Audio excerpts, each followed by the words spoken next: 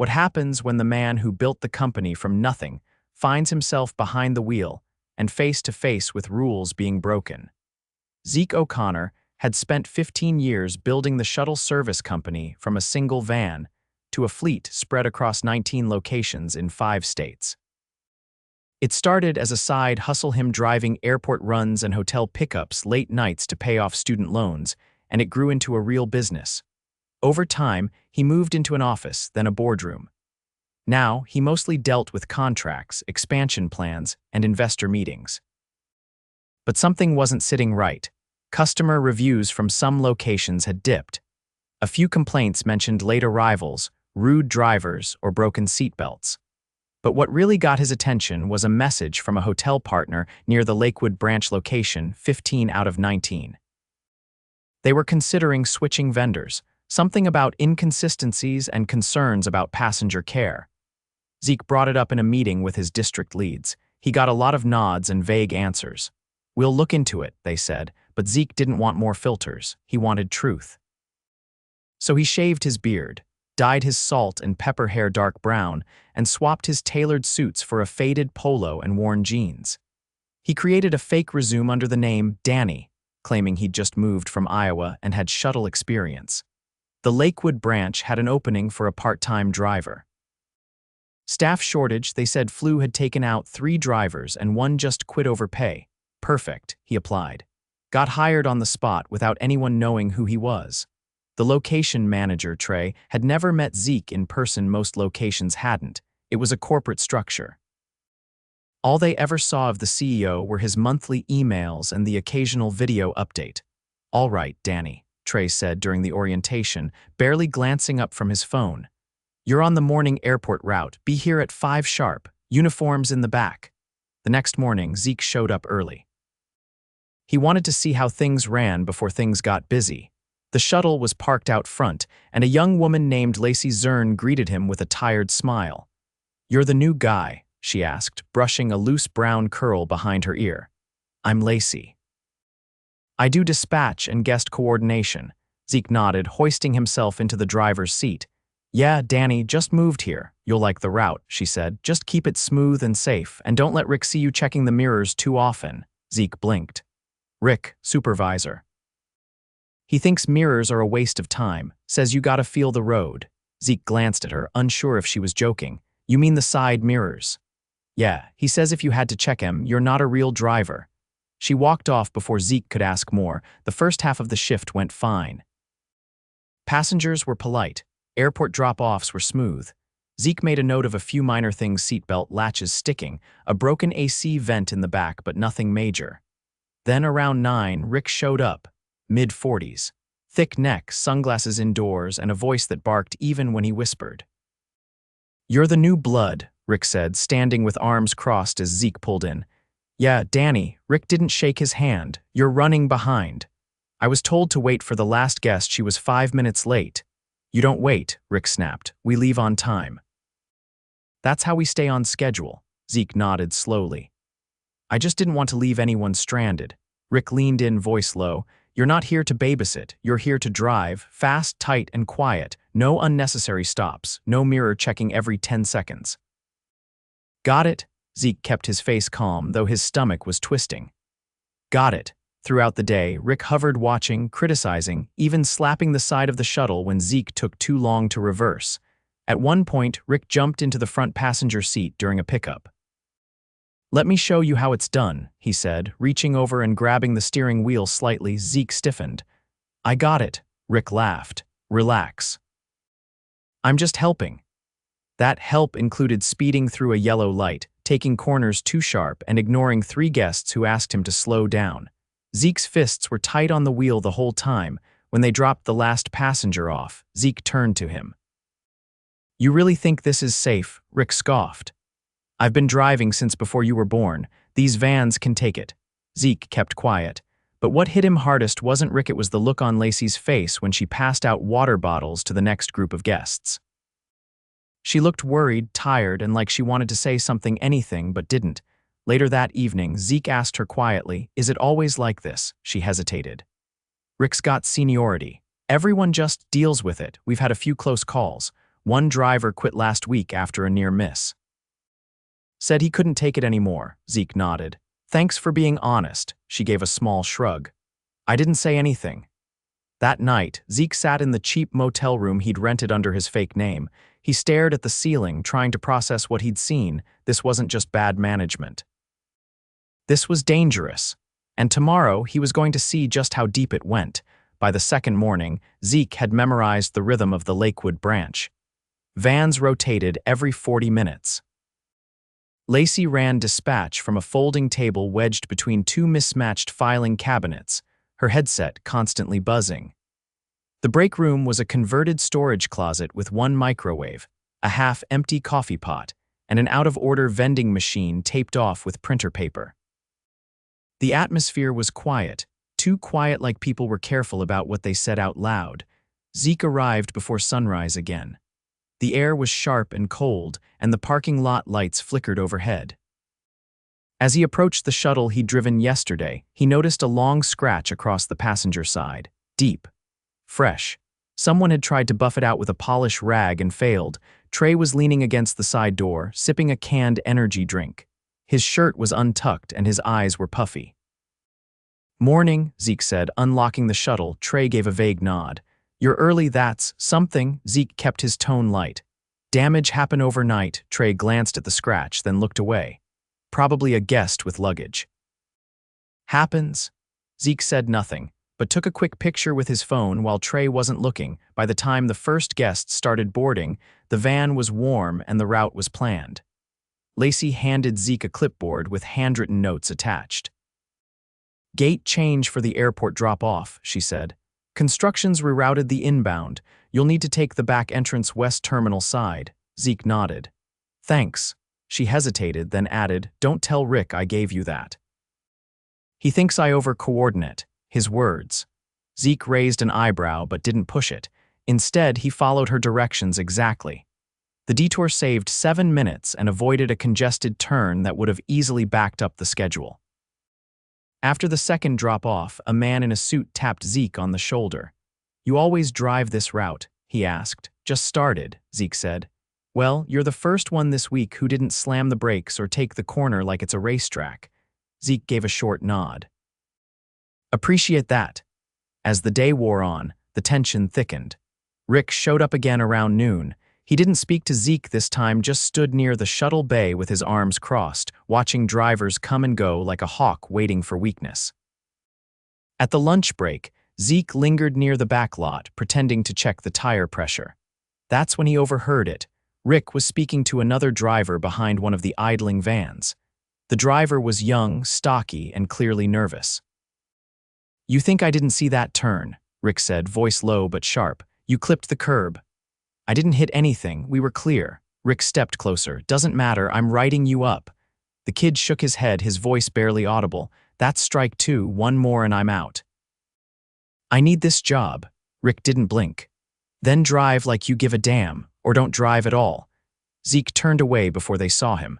A few minutes later, the young driver climbed into his van with a blank face and pulled out without another word. Later that afternoon, Zeke was assigned to a hotel pickup solo. The van had barely come to a stop when a woman in her 50s approached, struggling with 2 oversized suitcases. She was short, wore a medical wrist brace, and had a visible limp. Zeke got out immediately and helped her load the bags. As she climbed in, she let out a breath. You're the first driver who offered to help, she said. Last time, the guy just sat there and watched me drag everything in. Zeke closed the door gently. That's not how it's supposed to be. She looked at him curiously. You knew, something like that. When they returned to the branch, Rick was waiting in the bay again. He walked up as Zeke was filling out the mileage sheet. You stopped for gas. Tank was below a quarter, Zeke replied. Rick shook his head. You don't stop unless it's empty, that's policy. Zeke looked up, calm but firm. I didn't see that in the manual. Rick's jaw tightened. You questioning me? I'm asking if that's written down or just your rule. Rick stepped forward. You don't want to be difficult, Danny. Zeke held his gaze, then slowly handed over the clipboard. Just trying to follow the safest course. Rick snatched it and walked off without another word. That night, Zeke sat in the shuttle after hours and watched the last few employees head out. Lacey was one of the last. She looked exhausted, dragging her tote behind her as she locked the dispatch room. Zeke got out and fell in step beside her. "You ever get a break?" he asked. She smiled faintly. "I take mine in 10-second bursts. You always stay this late," she shrugged. "If I don't, the manifest gets messed up and the next shift starts off behind. It's easier to just handle it." Zeke frowned. "You get paid for the extra time," she shook her head. "Technically I'm salaried, but I'm not management, so there's no bonus or anything. It's complicated." They reached her car. Zeke paused. "You ever thought about transferring to another location? Every week," she said. "But I grew up here. My niece lives with me. Can't just pick up and leave." Zeke nodded. "You're doing good work." She looked at him, really looked at him for the first time. "You're not like the others. You don't act like you've been beaten down yet." Zeke offered a quiet smile. "Maybe I just haven't been here long enough." The next morning brought a downpour. Rain pelted the pavement in sheets, and visibility dropped fast. Zeke adjusted the wipers to maximum and checked every tire before pulling out. As he navigated the slick roads, the radio crackled with static, and then Trey's voice came through. "All units, reminder airport pickup loop has flooding on the south side. Avoid lane 4. Repeat, avoid lane 4. Zeke adjusted course and radioed back a quick confirmation. But as he turned the van onto the adjusted route, he spotted another company shuttle at the far end. Driver hunched forward, pushing through the flooded lane. It was Rick. Zeke pulled up beside him at the terminal loop. Water sloshed halfway up the curb. A guest stepped off Rick's van directly into ankle-deep runoff. "You hear the radio?" Zeke called over. Rick rolled down his window. "I don't take detours unless someone's dying." Zeke stared at him. "You just soaked 3 people. That area's blocked for a reason." Rick leaned out, eyes hard. "I don't need a rookie telling me how to drive." Zeke didn't respond. He just noted the time, location, and license plate.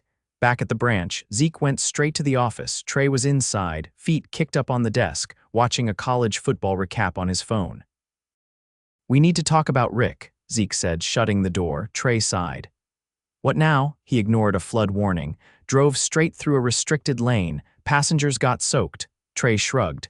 "He gets the job done. He's rough, yeah, but he covers more shifts than anyone." "Including yours." Zeke stepped closer.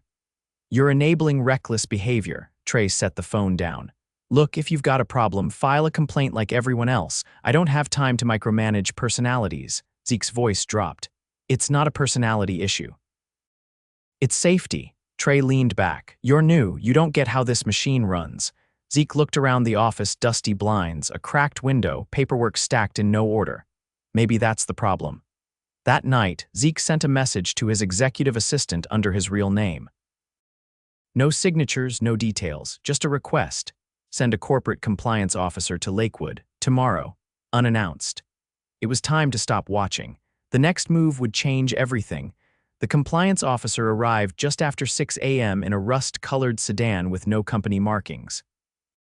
Zeke watched from the side lot, still in uniform, as the woman stepped out and adjusted a windbreaker over her badge. Her name was Maya Tran, mid-30s, expression unreadable, and she moved with the kind of quiet precision that told Zeke she wasn't here to make friends. She walked straight into the office without announcing herself. Zeke waited 5 minutes, then followed. Trey was already inside, shoulders tight behind his desk. Maya was seated across from him, her tablet open, stylus tapping lightly against the screen. "You're not on the call sheet," Trey said, trying to keep his voice even. "I wasn't supposed to be," Maya replied. "Corporate sent me for a branch audit, full operational review. I'll need access to shift logs, safety reports, and employee files." Starting with the last 60 days, Trey glanced at Zeke as he walked in, then back to Maya. "I've got a route to run," Zeke said casually, heading to the back. Maya didn't even look up. "You'll be contacted later, Danny." Zeke gave a nod and left. By mid-morning, the branch was unusually quiet. Phones still rang, passengers still arrived, but the usual tension had shifted. Lacey kept her headset on, but moved more slowly, eyes drifting toward the office door more than once. Rick hadn't shown up yet, which Zeke found interesting. He usually made a point of being seen. On his second loop, Zeke was flagged down by a hotel concierge, a man in his early 60s who looked like he hadn't slept well. Are you guys sending different drivers now? He asked, leaning in through the open window. Zeke kept his tone neutral. Why do you ask? The last guy. Forget his name. He was blasting music and refused to help a guest with a walker, said he wasn't a bellhop. I've had 3 complaints in 2 days. Zeke nodded once. I'll pass that along. Back at the branch, Rick had finally arrived. He stomped into the bay with a duffel slung over his shoulder and sunglasses perched high on his forehead. As he passed Zeke, he didn't speak, just tossed his bag into the passenger seat of an idling van and climbed in. Zeke walked over to Lacey, who was watching the monitors over her desk. He's scheduled today. She didn't take her eyes off the screen. He picked up a shift someone dropped. No one assigned him. He just showed up. You gonna say something? She looked down. Does it matter? Zeke didn't answer. He walked into the break room, pulled out his phone, and sent a short message to Maya. Rick operating van not assigned, no dispatch approval, logged under different name. Within 10 minutes, Maya appeared at the edge of the bay. She waited until Rick returned from a short run, then stepped in front of his van before he could pull out again. I need to speak with you, she said. Rick opened the door, brows raised. You don't work here. Maya held up her badge. I'm from corporate compliance. Step out of the vehicle, please. Rick laughed. You got a clipboard and a badge. That's supposed to scare me. I'm asking you to exit a company vehicle that you were not assigned to. Now, Zeke stood nearby, silent. Lacey had stopped typing. Even Trey had poked his head out of the office. Rick climbed out slowly. I cover holes. You think this place runs without me? Maya didn't flinch. You've been operating vehicles without dispatch clearance. You've ignored internal routing instructions. And we've received multiple reports of unsafe behavior, including verbal intimidation and passenger endangerment. Rick glanced around, then pointed at Zeke. This guy's been following me since day one. You think I don't see what's happening? Zeke stepped forward, but Maya put a hand up. Mr. Ricken, you are being suspended immediately pending formal investigation. You are not to operate any company vehicle, interact with staff, or enter the premises without written authorization. You're kidding. Rick looked at Trey. You gonna let this happen? Trey didn't answer. Rick turned back to Maya. You're making a mistake. I know this system better than anyone. You cut me out, the whole thing falls apart. Maya's voice remained level. We'll take that risk. Rick stood there a moment longer, then spat on the pavement and walked off without another word. Zeke exhaled slowly. Lacey finally looked up from her desk. Did that just happen? Maya turned to her. I'll need a copy of the last 3 weeks of dispatch logs, password-protected files too. Lacey nodded, already moving. Zeke stayed back, hands in his pockets. Maya approached. You've been feeding me intel, she said quietly. Why? Because someone had to, he said. Maya studied him. You're not just a temp driver. No, he said, I'm not. She waited. He gave a small shake of his head. Not yet. By afternoon, Maya had taken over the office. Trey had been moved out to a corner desk near dispatch. Lacey was helping her cross-reference incident reports against driver assignments. Zeke kept running routes, but each time he checked back in, something had changed. A sign had been posted near the bay. All vehicles must be dispatched through L, Zern or designated backup, no exceptions. Another near the break room. Shift logs must be signed and time stamped morning and evening. At 4:40, Maya called a staff meeting in the garage. Only 6 employees were still on site. Zeke stood near the back. Maya didn't use a microphone. She didn't need to. I've completed a preliminary audit, she said. It revealed multiple safety violations, dispatch irregularities, and employee mismanagement. Effective immediately, Mr. Ricken has been suspended. The company has 0 tolerance for unsafe behavior or intimidation tactics. No one spoke. Trey Collins will be reassigned, effective end of this week. Interim operations will be overseen directly by corporate. Trey blinked. You're removing me. You failed to report repeated violations. That constitutes negligence. We've documented the failures. Your reassignment preserves your employment but not your current title. He didn't argue. Maya turned to the rest. We'll be implementing new protocols. Training will be provided. Those with concerns will be given the opportunity to speak privately. This is not a punishment. It's a reset. Zeke watched Lacey from the corner of his eye. She wasn't smiling, but her shoulders had dropped slightly. Less weight. After the meeting, Maya walked up to Zeke again. "You ready to tell me who you are?" He looked around. Only staff remained. The garage was quiet. He reached into his pocket and pulled out his real ID. The one with his full name, photo, and the company logo. Ezekiel T. O'Connor, founder and CEO. She took it, studied it, then looked up. "I had a feeling." "I needed to see it myself," he said. "Couldn't trust the reports anymore." Maya handed it back. "You saw enough." "More than." They stood in silence a moment. "I've got a full report drafting tonight," she said. "But I'd recommend promoting Lacey. She's been holding this branch together with duct tape and patience." "She'll need support," Zeke said. "She'll need a new desk first." That evening, after the lot emptied out, Zeke found Lacey still at her station. She didn't look up when he approached. "I owe you something," he said. She turned. "What's that?" "The truth."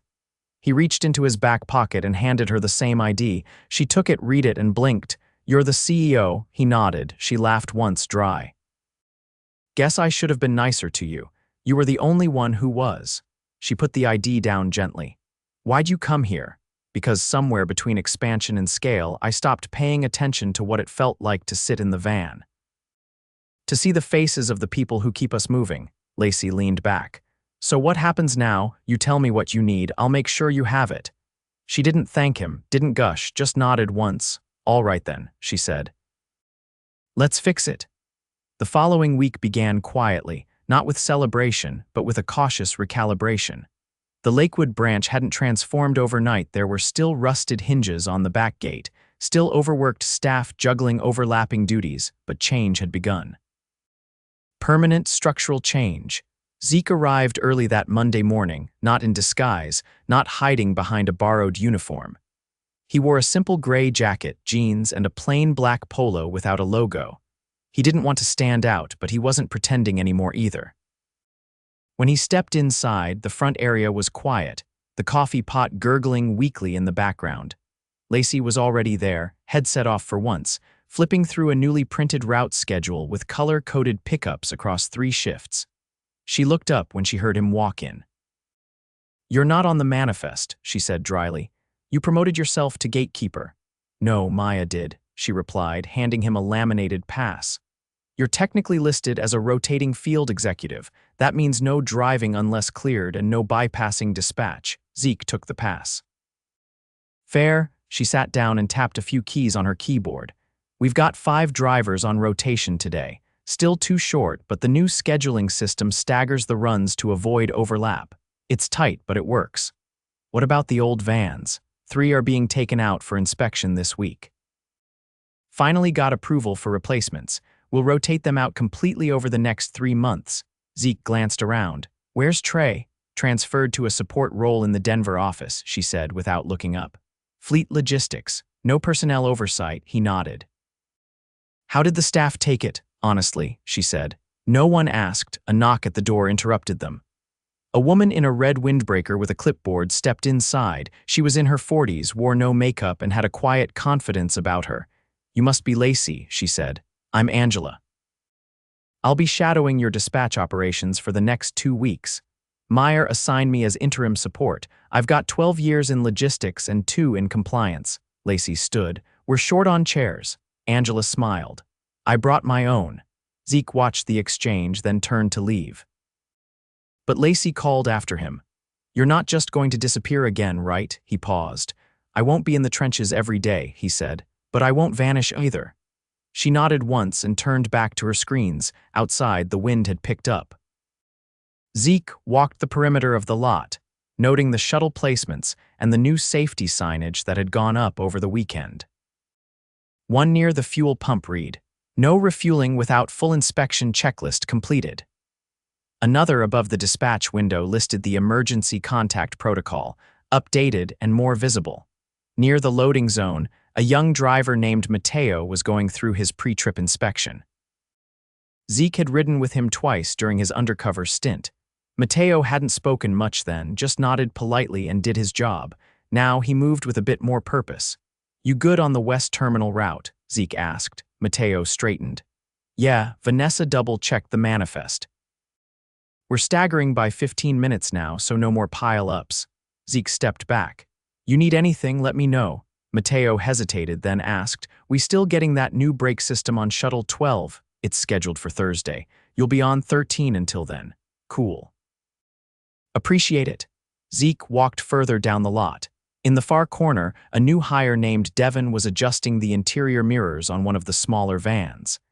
Devin had been hired 3 days after Rick's suspension. He was quiet, middle-aged, a former long-haul trucker who'd moved back home to take care of his father. Zeke hadn't spoken to him yet, but Maya had mentioned he came with strong safety marks. As Zeke approached, Devin looked up. "Morning," Zeke said. Devin nodded. "You the guy who used to be Danny?" Zeke stopped. "Word travels fast." Devin smiled faintly. "Lacey doesn't talk much, but when she does, people listen. You settling in okay? Better than I expected," he said. "First place in a while where someone actually asked about my hours before handing me the keys." Zeke nodded. "If anything doesn't feel right out there, say something. Doesn't matter who's listening." Devin looked him in the eye. "I will." Back in the office, Angela had already begun organizing the dispatch logs on a digital tablet. Lacey was walking her through the older formats, showing her the manual workarounds they'd been using. "Half of this was handwritten last month," Angela said. "I don't know how you kept it straight." "I didn't," Lacey replied. "I just didn't let it fall apart." Angela nodded. "That's not the same thing." Zeke stepped into the room as they were finishing their review. "Lacey," he said, "I've got a meeting with the regional board on Friday. They want a first-hand account of what happened here. How much of your time can you spare this week?" She didn't answer right away. "You want me to talk to the people who ignored this place for over a year. I want them to hear the version that isn't filtered through memos." She sat back in her chair. "I'll give you 1 hour. After second shift, that's all I can do." "Fair enough." Angela stood. "If that's happening, I'll compile everything we've documented so far. You'll want hard data to back it." Zeke gave a short nod. "Appreciated." Later that afternoon, the first replacement van arrived. Fresh paint, upgraded suspension, rearview camera system built into the dash. It wasn't flashy, just dependable. The kind of vehicle that didn't need explanations. Mateo and Devin helped guide it into the service bay. Lacey stepped outside to inspect it, clipboard in hand. "First of 5, Zeke said, joining her near the passenger door. She traced a finger along the edge of the sliding mechanism. "It's clean, doesn't rattle. Shouldn't have taken this long." "No," she said, "but it's here." Inside, the staff gathered for a short debrief. Angela outlined the updated dispatch flow. Zeke stayed back while she spoke, not wanting to take attention away. At the end, Angela looked over at him. "You want to say anything?" Zeke stepped forward. He didn't raise his voice. "I came here thinking I needed to fix a few broken systems. What I found was a place running on the backs of people who weren't being heard. That ends now." He let the silence settle. Going forward, every branch will be required to conduct quarterly ride-alongs by a senior leader, not just safety audits, actual route experience. "No one manages from a desk anymore." Lacey crossed her arms, listening. "We're also implementing anonymous reporting channels that route directly to compliance, bypassing district managers. If something's broken equipment, process, or people, you'll have a way to say it without fear." Angela added, "And we'll be tracking which branches improve and which stagnate. That data will be shared with everyone, not locked in some internal folder." Zeke looked around the room. "This isn't just about Lakewood. This is the line. We either do better everywhere or we stop pretending we care." No one clapped, but no one looked away either. After the meeting, as the team filtered out to start evening prep, Zeke remained behind with Lacey in the office. "You ever want to run a region?" he asked. She raised an eyebrow. "You offering?" "I'm asking." She leaned her weight against the desk. "Not yet. I want this branch stable first, then we'll talk." He nodded. "I'll hold you to that." She picked up a new dispatch folder and started logging the next day's shifts. "You know," she said, not looking up, "you could have just sent a secret shopper." "I didn't need someone to tell me what was wrong," he said. "I needed to feel it." She glanced at him. "Well, you felt it." Outside, the lot lights flicked on as the sun dipped behind the hills. Shuttle 13 pulled in from its final route of the day. Mateo stepped out, gave a wave, and headed inside for log-off. Zeke looked around the garage, still worn, still functional, but alive in a way it hadn't been before. Not because of policies, because the right people finally had the authority to make decisions. He left quietly without fanfare. There was nothing left to uncover. The truth had been found, and this time it wasn't being buried again.